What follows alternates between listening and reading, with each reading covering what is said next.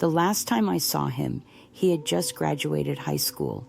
He was skinny and a bit awkward, often lost in his video games or having debates with his mom.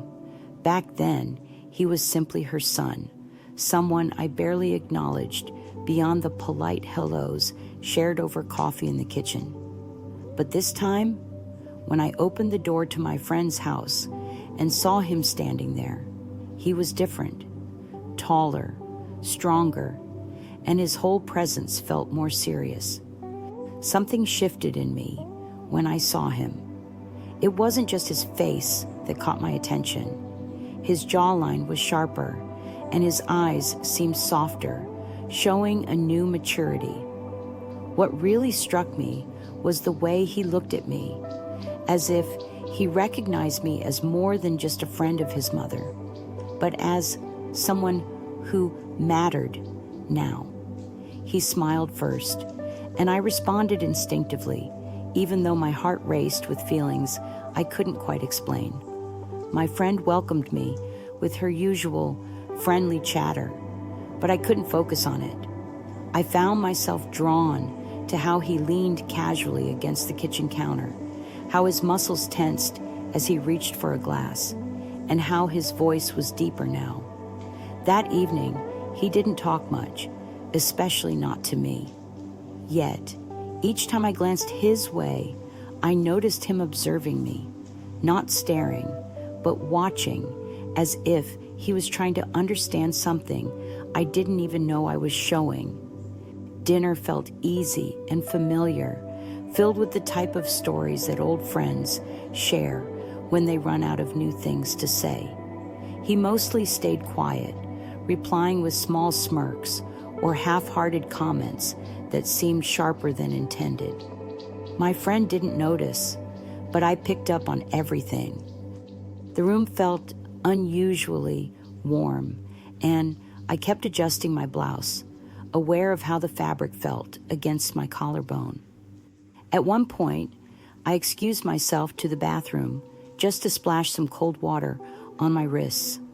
I stared at my reflection in the mirror, confused about what I was trying to hide from myself. When I came back, they were finishing dessert, and he got up to help clear the table. He grabbed my plate before I could reach for it, and when his fingers lightly brushed against mine, it made me forget what I had meant to say. After coffee, I stood up to leave. My friend was talking about her plans for the weekend, something casual. I nodded and gave hugs. Just as I reached the door, he stepped behind me and opened it before I could touch the handle. "Drive safe," he said, his voice close enough that it felt warm against my neck. I turned slightly, searching his expression for any hint of teasing or playfulness. But there was no smile. His face was neutral, almost hard to read. Then he added, "It's too bad you live so close. It makes things tricky." After that, he stepped back, holding the door open, his gaze drifting elsewhere. As I got into my car, I felt my hands tremble just a bit on the steering wheel. My husband was already tucked into bed, half awake, scrolling through something on his tablet. When he saw me, he gave a quick smile before turning back to his screen. I lay beside him, quiet and still partially dressed. I wondered if he noticed my outfit. Maybe he did, but decided not to bring it up. This was how we had been acting lately, gently sidestepping topics that felt too complicated to talk about. In the darkness, I found myself replaying that moment at the door when his voice whispered close to my ear, the pause before he spoke lingering in my mind. I was sure I would see him again soon, and deep down, I had to admit that part of me wanted that more than anything else I'd felt in weeks.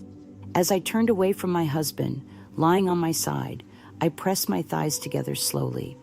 It wasn't quite desire I felt, but rather the faint echo of being noticed. That was what I realized I had been missing the whole time. I hadn't intended to see him so soon. The thought of him had been drifting in the back of my mind since that evening, sneaking into the quieter moments of my day. Even while folding laundry, cooking dinner, or brushing my teeth with my husband right next to me, that idea lingered. These thoughts weren't ones I welcomed. They felt like a faint static noise, like the quiet buzz of a light on in another room. But oddly enough, life has a way of sensing when something inside you is changing. It was a Tuesday, which I recall because it was laundry day. I left the house dressed casually, wearing a simple cotton dress, no makeup, and my hair in a messy bun.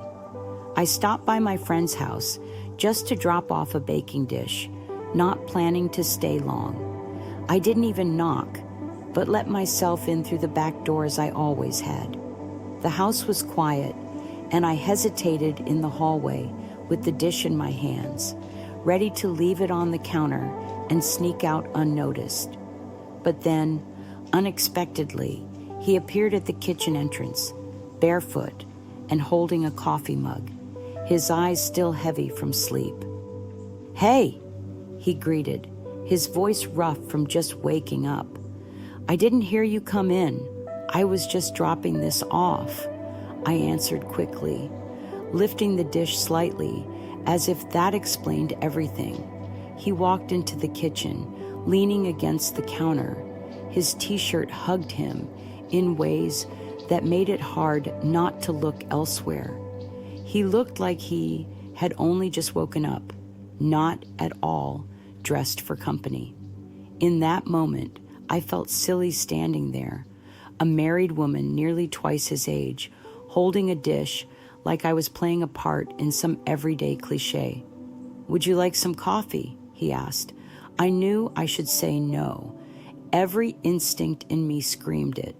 But for reasons I couldn't quite understand, I nodded. He moved at a deliberate pace. I stood at the kitchen's edge, arms crossed, trying to ignore how close he was while pouring a drink. When he handed me the cup, our fingers brushed again. This time, it felt intentional, and the touch lingered between us. Instead of sitting down, we remained standing, facing each other in the quiet familiarity of the kitchen. I took a sip of the strong, bitter coffee, appreciating its taste. "I wasn't expecting company," he said, observing me closely. "I wasn't planning to stay," I replied. Raising an eyebrow, I asked, "Are you always this spontaneous?" His smile widened. "Depends on who's watching," he said playfully. The silence that followed was thick, not awkward, but heavy with tension. His gaze moved from my face down to my collarbone, and then lower, creating a palpable shift in the air.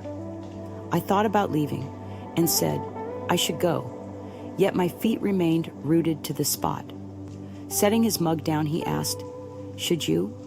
I gazed at him, wanting to respond with something light or dismissive, but no words came.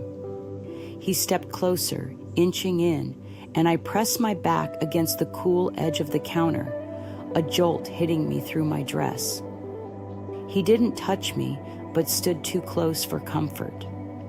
"I've thought about you," he said, and his words carried more weight than they should have. Though he was young, and perhaps a bit reckless, there was no arrogance in his tone, just pure honesty that caught me off guard.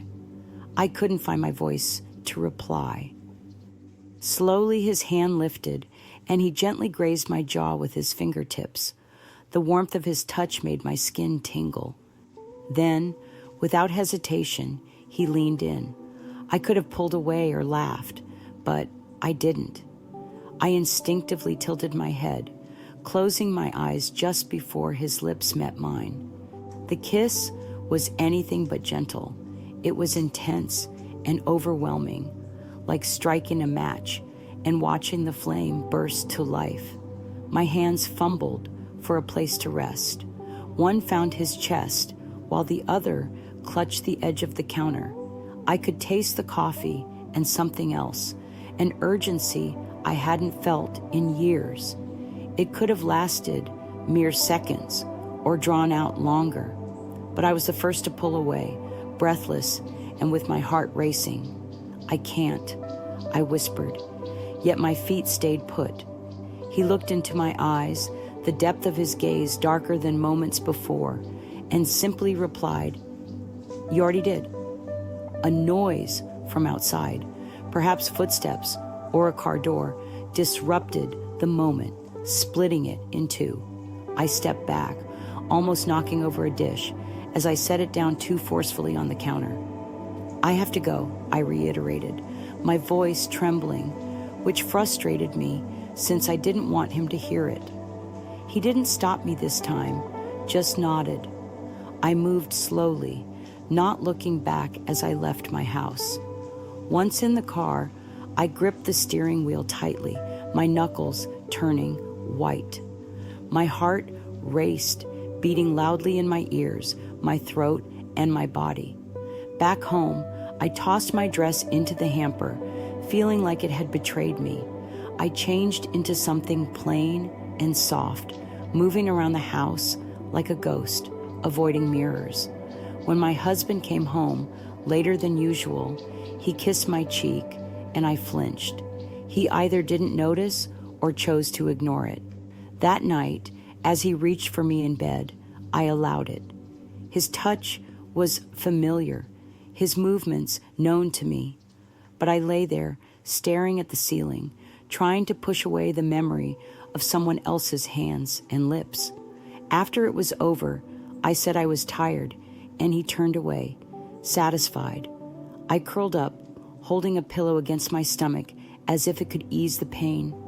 I didn't cry or feel guilty. Instead, I felt a strange fullness, as if something inside me had cracked open, and I wasn't ready to close it again.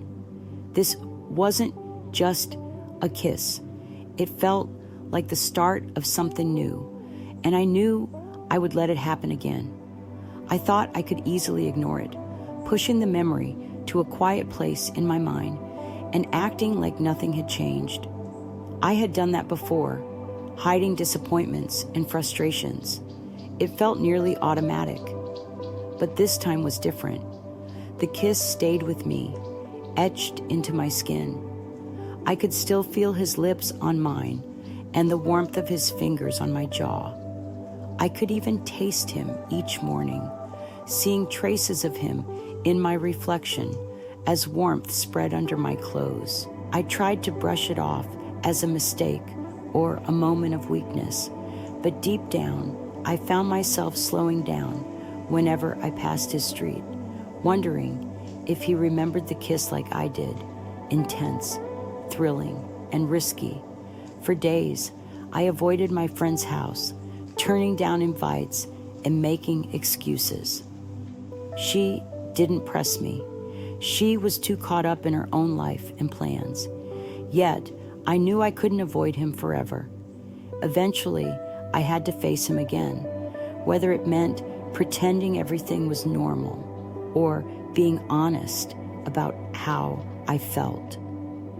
I felt a strange sense of relief when I unexpectedly ran into him at the local community center where I volunteered.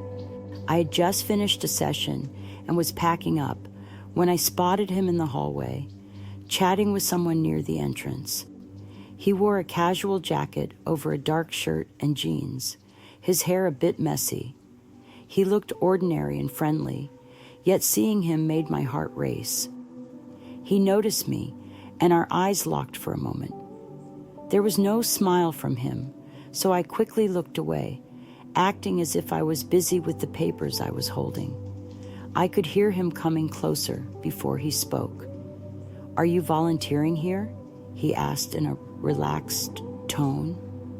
I looked up and replied, "I always have."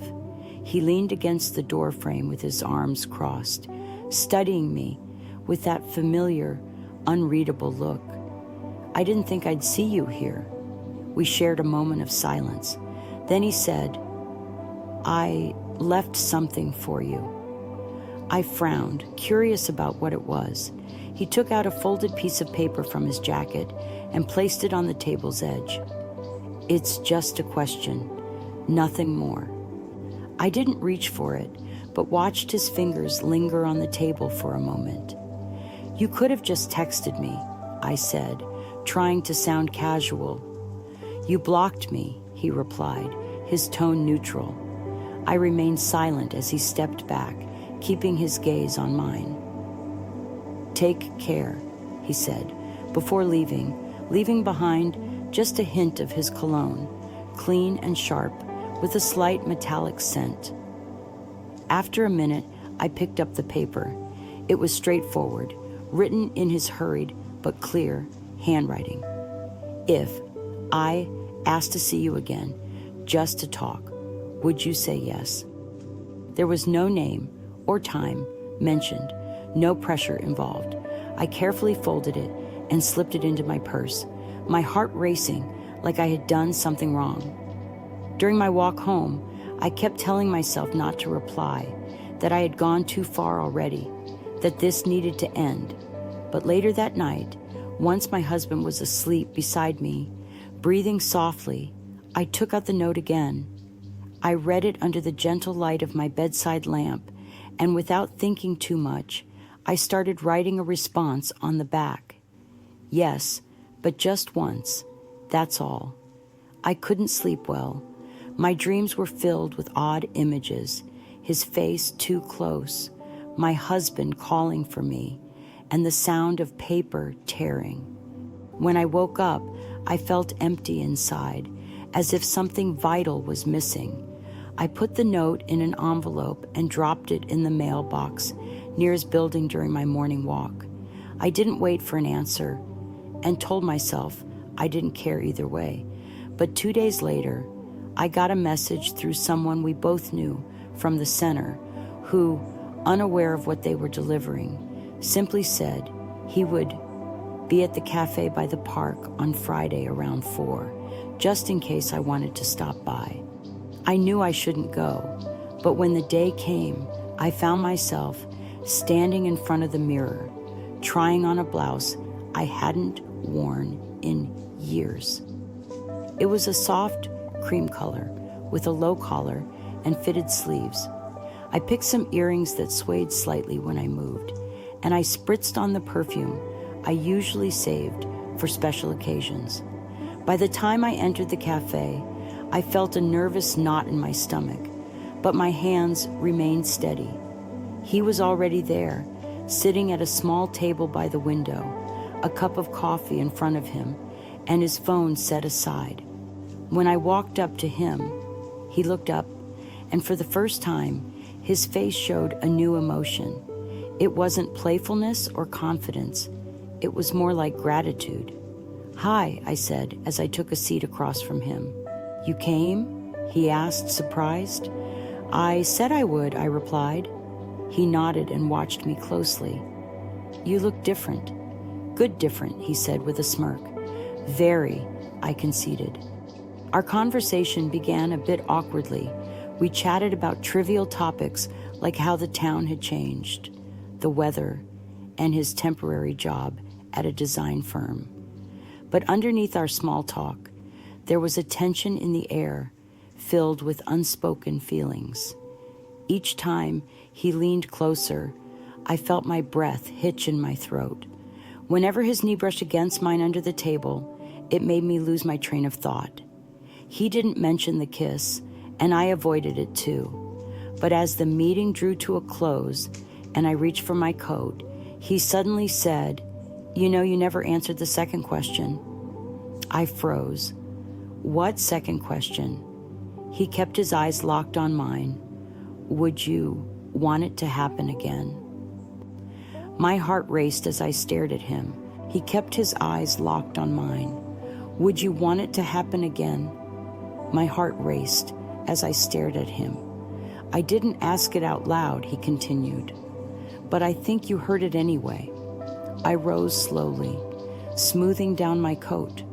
"What makes you think I haven't already answered?" He tilted his head, a hint of a smile on his lips. Because you're still here. Outside, the late afternoon sun turned the pavement into a golden hue. The air was cool, but I felt warmth spreading beneath my blouse.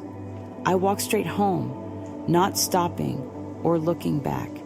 That night, before going to bed, I stood in front of the mirror again, touching the earrings that still hung from my ears. I took off my blouse, folded it neatly, and placed it back in the drawer like a cherished secret. From the bedroom, my husband called out, asking if I'd turned off the lights downstairs. I replied yes, though I was unsure. I climbed into bed next to him, still carrying the scent of that cafe and echoing with the unanswered question that I had responded to, not with words, but by simply showing up. I realized then that I wasn't going to stay away. I hadn't told him I would come. There was no message, no confirmation, and no reason prepared in case I changed my mind. Yet, on Saturday morning, while I was loading the dishwasher, thoughts of what I would wear began to creep in. They came to me uninvited, as naturally as checking the weather or wondering if we had enough milk, smooth, effortless, and a bit risky. The truth was, I hadn't stopped thinking about him since that cafe visit. His question lingered in my mind like a fog, clouding my once clear thoughts. I moved through my daily tasks, doing laundry, running errands, making small talk with neighbors, like a machine programmed to function. But deep down, something was stirring inside me. It wasn't guilt or shame. It was just an increasing sense of longing. As noon approached, I found myself standing in front of my closet, feeling uncertain about my outfit. Was I dressing for myself or for him? I opted for a white blouse that had been tucked away for years.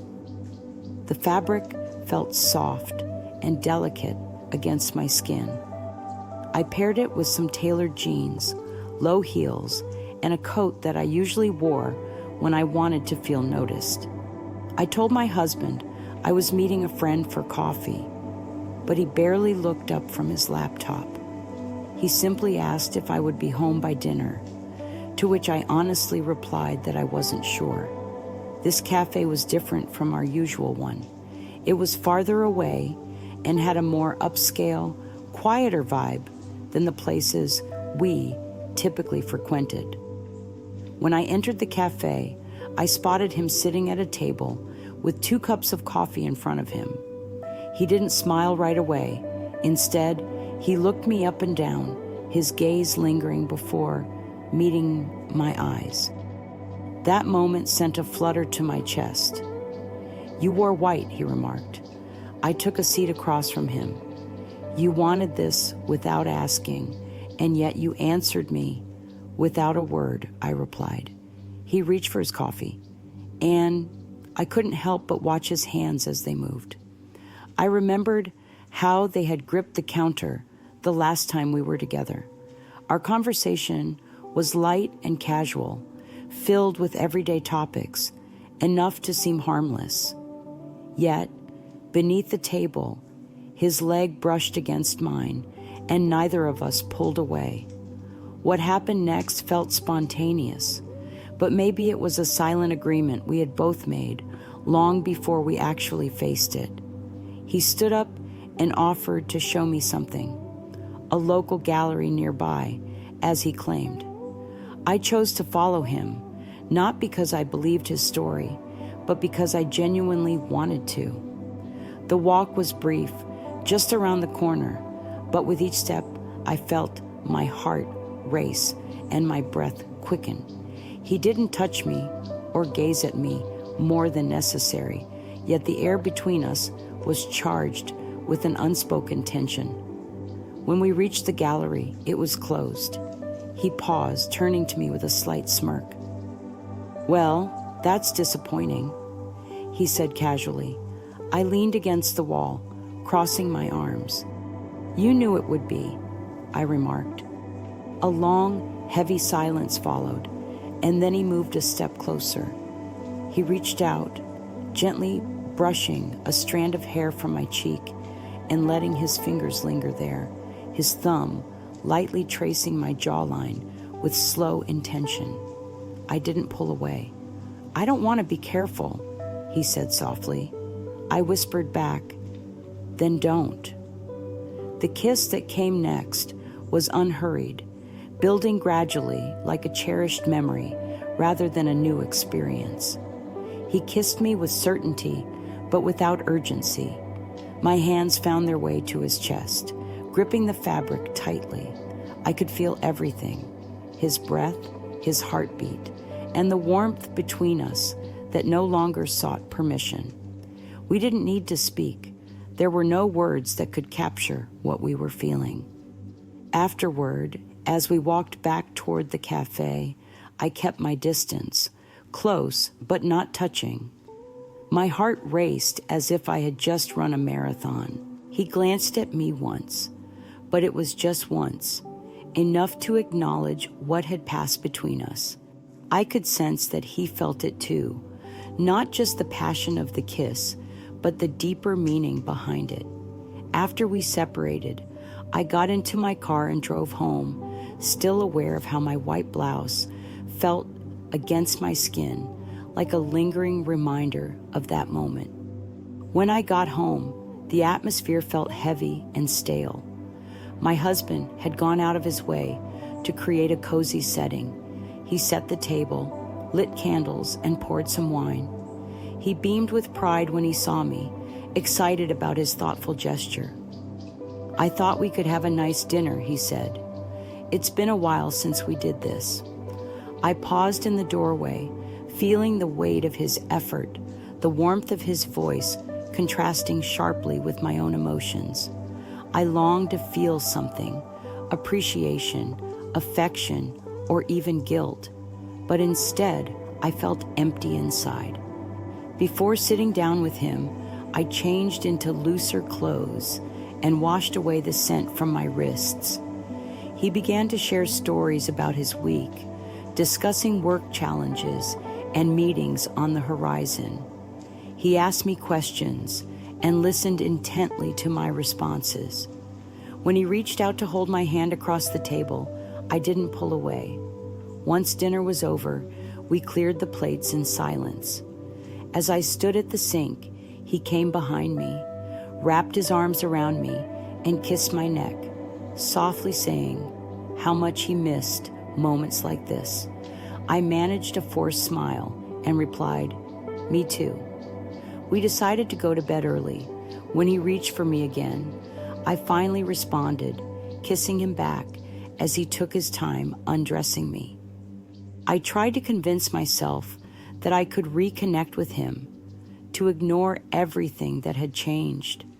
But I couldn't help but compare him to someone else.